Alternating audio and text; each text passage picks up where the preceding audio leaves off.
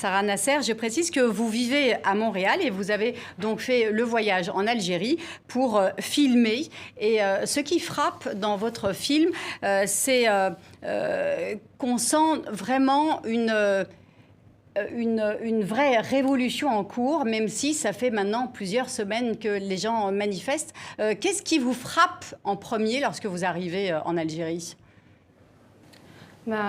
Ce qui m'a frappé d'abord en premier, c'est on sentait que le mur du silence était tombé.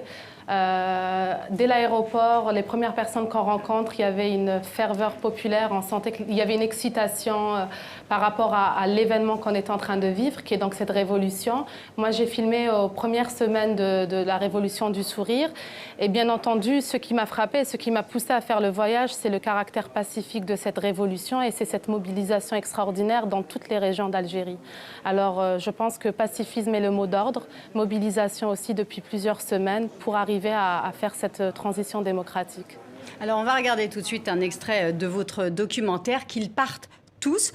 Nous allons découvrir plus précisément El Moustache, une des personnalités algériennes qui incarnent et qui font vivre cette révolution. الور وتانيك دوكا في الوقت اللي رانا فيه سي كاين نيسباس سوسيال هكذا جديد ديجيتال حومه جديده ديجيتال اللي يعيطوا لها فيسبوك ولتما الموستاش لتما وين درت لا نوتوريتي تاعي وفوالا عرفت روحي للكوكب الزوبعه هذه تاع 22 فيفري هذا ما فهمناش الصباح شغل ما فهمناش الوغ شغل فيستيفال كونتيستاتور بالضحكه بالفرحه شغل ما فهمناش اكزاكت ما شغل سيريوزمون هكذا زعما باش نقول لك الا كنت شايفها ولا عمري لا ايماجينيت نعيش حاجه هكذا وشغل عجب انا ليا سي لا لينيومون تاع لي بلانات ولا ما فاش كيفاش ولا ما داروش دوا في الشاطو دول.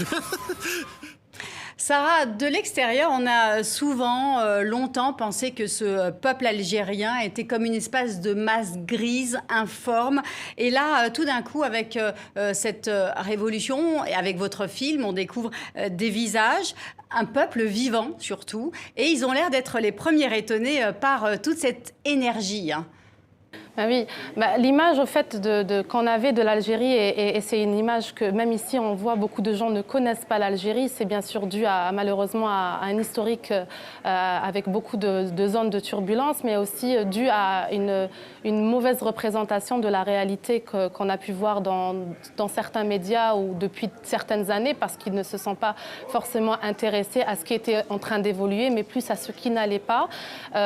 En Algérie, les gens étaient, oui, surpris du caractère aussi pacifique, parce que du jour au lendemain, parler d'une révolution aussi pacifique dans un pays qui a connu beaucoup de mouvements, beaucoup de violences, malheureusement, surtout dans les années 90, c'est quelque chose qui au départ a surpris les gens, mais en même temps, moi, personnellement, je n'étais pas surprise, parce que ça fait plusieurs années que je continue d'aller en Algérie pour mes projets, que ce soit artistiques ou cinématographiques, et j'ai vu naître quelque chose qui, pour moi, était un signe avant-coureur de cette révolution, c'est cette émergence d'une révolution culturelle qui a commencé déjà depuis quelques années à travers notamment diverses initiatives culturelles des artistes, une recherche de l'identité algérienne, une façon de vouloir se définir, de définir cette Algérie contemporaine, parce que l'Algérie a connu tellement de basculements que les Algériens n'ont jamais vraiment eu le temps de s'asseoir et d'essayer de comprendre qui ils étaient dans toute leur diversité.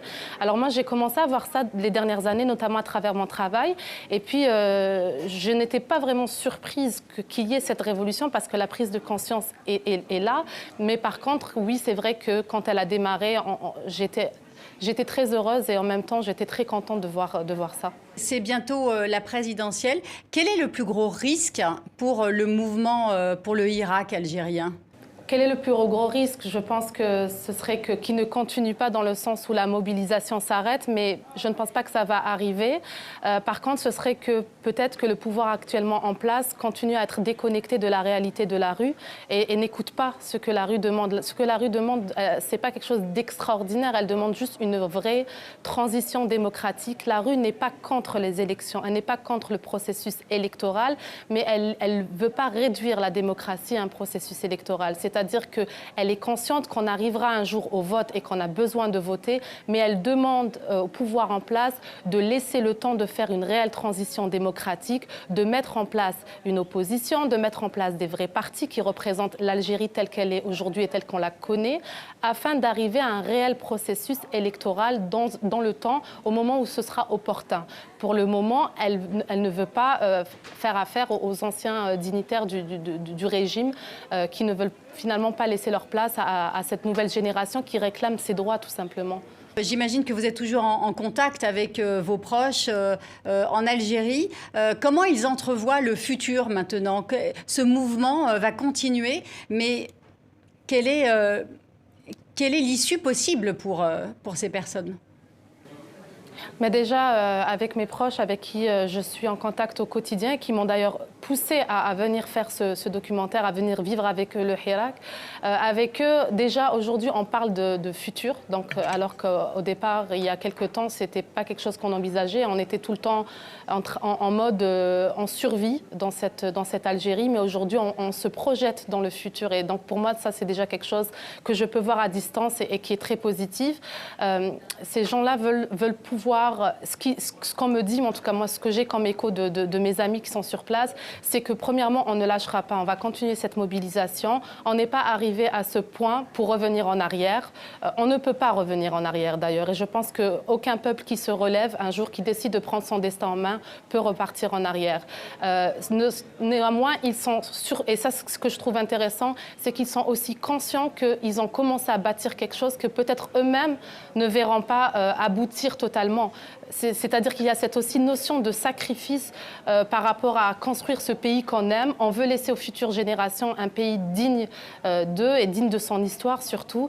Alors il y a une grosse conscience de cela. Les gens se projettent dans un futur où l'Algérie pourra enfin vivre correctement et moi c'est ce que je vois de toute façon à distance, mais encore une fois je suis à distance et je me fie aux échos de mes amis proches.